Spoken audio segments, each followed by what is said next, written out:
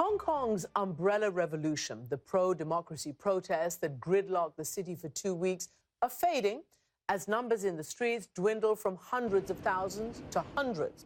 Now, though, action shifts off the streets and into government offices as the officials agree to meet with protest leaders for negotiations on their demands. But what will there be to talk about as protesters demand elections that are free of Beijing's control? And Beijing and Hong Kong's leaders rule out any such changes, at least for now. Still, protesters say they have moved the ball of democracy further down the field, and it seems clear that the authorities want to avoid a violent crackdown.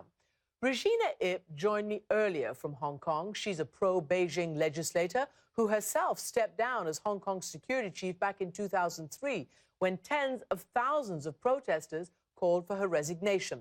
I asked her whether the two sides could actually find some middle ground. Welcome to the program, Mrs. Ip.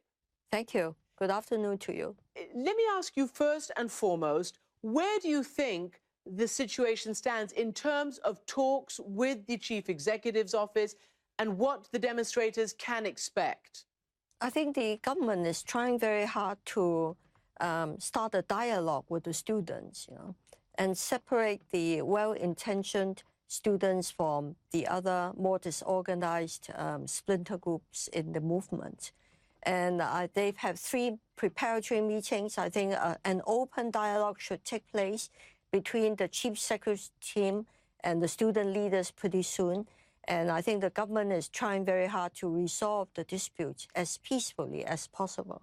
Let me play to you something that one of your rivals, An Son Chan, told me when I interviewed her last week. I asked her about the basic law, and does that guarantee universal suffrage to the extent that the protesters want? This is what she said.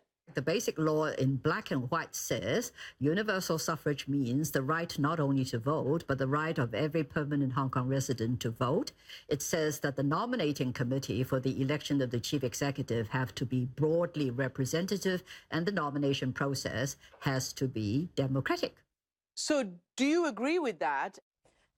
What she quoted is largely correct, but the nominating committee, which should be discussed in the next few months, is broadly representative. It comprises 4 sectors: commerce, business, finance, the professionals, all elected by Hong Kong professionals, social workers, religious leaders, culture, agriculture, fisheries, and political sector, people like me, elected legislators.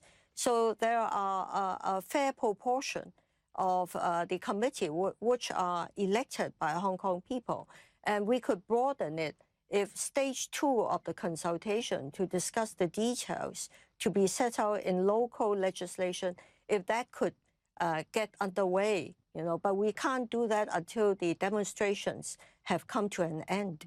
You've told me you fully support democracy, but you've been quoted as saying, the big question in my mind is what way more democracy could add value or has added value.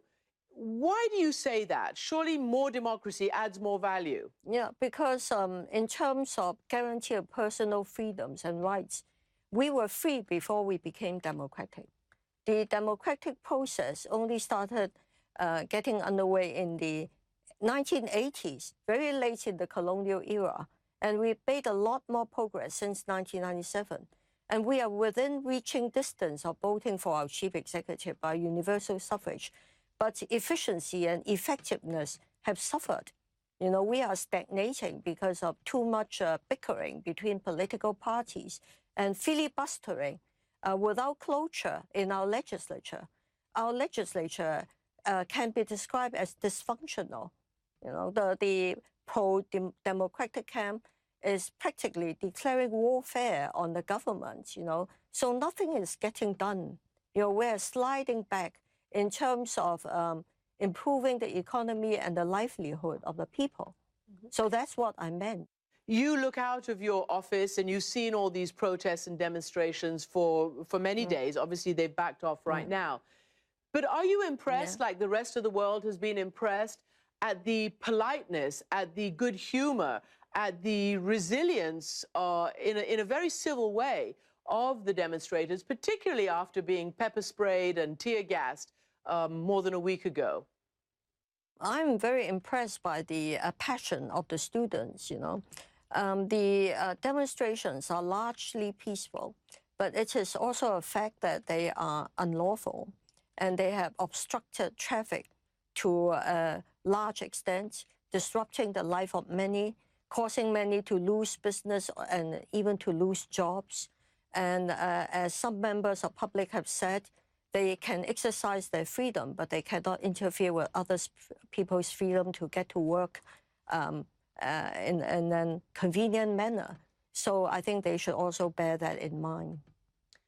Well, Regina Ip, Pro-Beijing legislator in Hong Kong, thank you very much indeed for joining me with your perspective. Thank you.